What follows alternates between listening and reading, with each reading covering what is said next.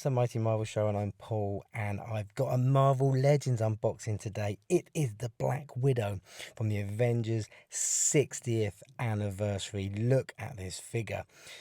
Do you know, this is as close to a loose collector or Mayfex figure as I think I've ever seen from Hasbro. It's already one of all-timers for me. This beautiful paint application, fantastic sculpt on the figure. This is straight out of the comic books. You've got a loose moving belt on there. She's got the widow stings on her wrist. I'm going to talk about all the accessories in just a moment. This is the one of 3 head sculpts she's got there. 15 different accessories you can see here. We've got fists, we've got trigger hands, we've got brilliant, excellent second haircut here. Look at this hair, this sort of old Russian spy back from the 60s in the comics when she was introduced. You've got widow stings, you've got guns, you've got everything you could possibly want with this figure. And for $27.99, Hasbro are back in business. I think really impressed. Look at the paint application and sculpting on this hairpiece. It doesn't get affected by articulation as well. I'm really pleased with this figure.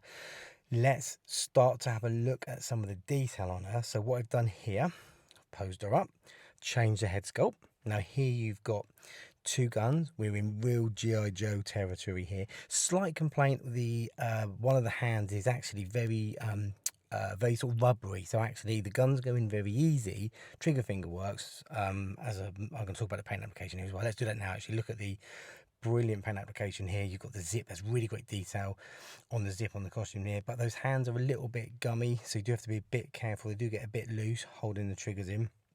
Now back to the paint application. Look at the sort of leather effect on the back of a costume. You've got the stitching down the back of it here. I think Hasbro have gone all out on this figure. I'm really impressed with her. Change of head, widow sting hands. Now what is really great here, again, she poses like a dream, more articulation in the moment, but the hands, she's got this brilliant hinge joint on the fist, so when you put the widow stings on, the hands can drop down, so you would get that blast effect, looking like it really would. Get the hands out of the way, don't want to get them stung, do you? So she poses fantastically well. She sits really well. I am using a little foot stand here, but I didn't actually need it with the figure.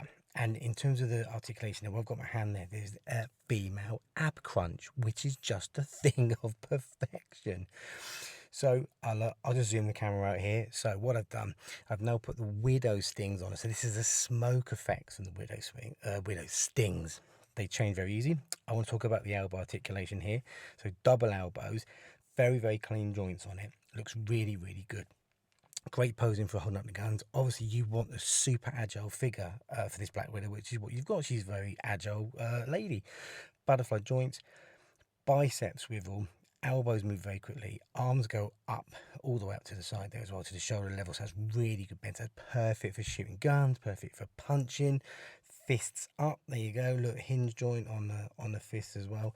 Very smooth moves, and the head articulates very well.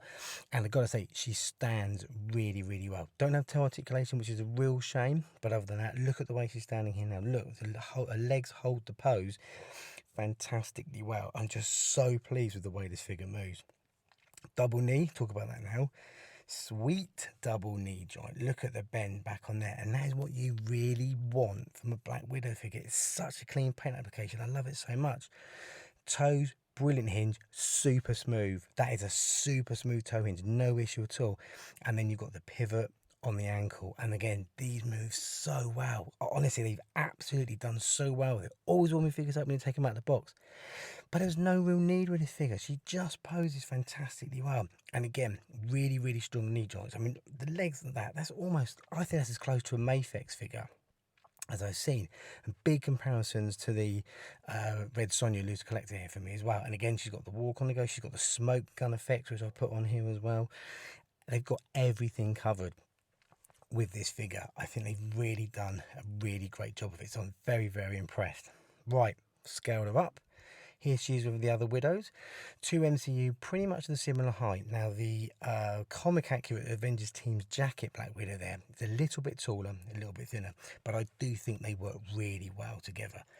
Here she is with some of the ladies of Marvel. So we've got Tigra, we've got Lady Loki, got Black Cat, and we've got Jane Foster, Mighty Thor here. And again, I think they set up really, really well. And I could have put any number of female figures in there. She stands up so well with comic characters. Talking to comic characters, here she is with the Avengers.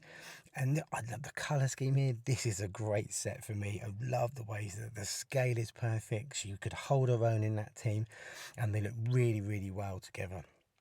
Throwing in some of New York's finest, some street level characters here for her: Cloak, Dagger, the Falcon, and of course Spider-Man. And I think they sit really well with her there. So overall, I think a scaling with a comic book set of figures is fantastic. Here's that other head sculpt. This is a very classic sort of 70s look for her.